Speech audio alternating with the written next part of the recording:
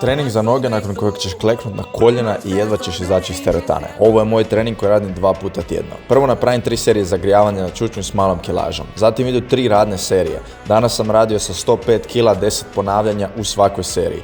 Čučanj sa šipkom je definitivno najbolja vježba za noge. Radio sam prije na Smith mašini, ali ovo se pokazalo kao puno bolje. Između serija odmor 3 minute. Zatim radim rumunjsko mrtvo dizanje, 4 serije, danas sa 90 kg, 10 do 12 ponavljanja u seriji. Odmor između serija 2 minute. Nakon ovoga ćeš jedva hodat, ali sad nas čeka još veća patnja, bugarski čučanj. 3 serije bugarskog čučnja po 15 ponavljanja. Nakon ovog ćeš samo sjest na klupu i htjet ćeš plakat od boli. Sad ide jedna lakša vježba, to je vježba za listove. Tu radim 4 serije od 15 do 20 ponavljanja. I na kraju ide nožna ekstenzija, sporo i kontrolirano 4 serije 12 ponavljanja. Doslovno ćeš osjetiti kako ti se kvadriceps raspada iznutra. I za kraj 10 do 15 minuta hodanja s nagibom od 10 stupnjeva. Ako si početnik u teretani i ne znaš kako složiti plan treninga, javi mi se na Instagram s porukom teretana.